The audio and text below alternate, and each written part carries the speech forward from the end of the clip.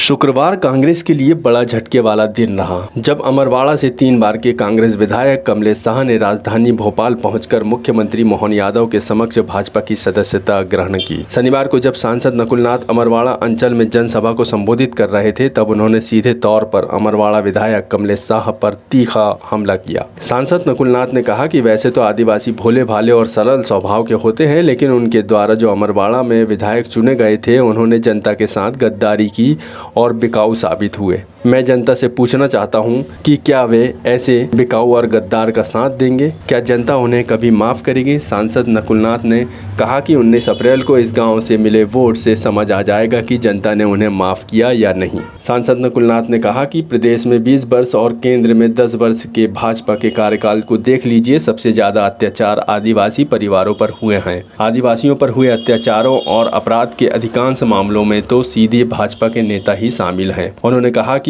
चुनाव आते ही ये आदिवासी और किसान हितैषी हो जाते हैं। चुनाव उपरांत ये पुनः अपने रंग पर आ जाते हैं और पूरी ताकत के साथ अत्याचार और अपराध पर आमादा होते हैं। इसलिए मैंने कहा है कि भाजपा के राज्य में कोई सुरक्षित नहीं है। प्रत्येक वर्ग में आर्थिक और शारीरिक रूप से असुरक्षा का डर बना हुआ है। उन्होंने और क्या कहा, आपको सुनाते हैं। बड़ी खुशी हुई आज आप सबके बीच में आकर। पिछले 6 दिन से ये मेरा चिंदी ब्लॉक में तीसरा दौरा है। सही बात है ना? और 3 दौरे में आपके पूर्व विधायक, पूर्व होंगे जल्दी, मेरे साथ एक ही दौरे पे थे और मुझे खुशी है कि केवल एक ही दौरे पे थे और वो आखिरी दौरा था। वैसे तो आदिवासी लोग भोले भाले होते हैं, सरल स्वभाव के होते हैं, दुश्मनी एक दूसरे से नहीं रखते, गद्दार नहीं होते, बिकाऊ नहीं होते। लेकिन आप ही के चुने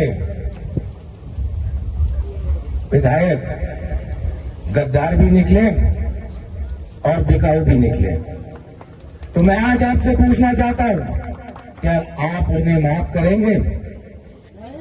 क्या आप उन्हें कभी माफ करेंगे? आने वाले लोकसभा चुनाव में अगर इस गांव ने एक तरफा वोट दिया तो मैं मान लूंगा कि आपने उन्हें कभी माफ नहीं किया। तो आप एक तरफा वोट करेंगे? और ये बात के लिए भी मैं आपको धन्यवाद देना चाहता हूं कि पिछले लोकसभा में आपने मुझे जिताया, लेकिन पिछले विधानसभा में आपने विधायक को हराया।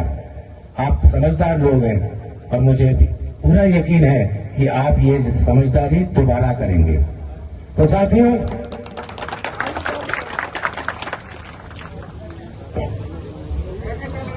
जैसा कि आप जानते हैं, लोकसभा चुनाव 19 अप्रैल को होने जा रहे हैं और मैं आपको ये बताने आया हूं कि आज हमारा आदिवासी समाज खतरे में है। मैं आपका ध्यान आकर्षित कराना चाहता हूं। आज आपकी जमीन अगर सुरक्षित है तो वो कांग्रेस पार्टी की देन है। इंदिरा गांधी जी, स्वर्गीय इंदिरा गांधी जी, वो कानून संसद में लाई जिससे आपकी जमीन आज सुरक्षित है। आज आपको आरक्षण मिल रहा है, ये भी कांग्रेस पार्टी की देन है।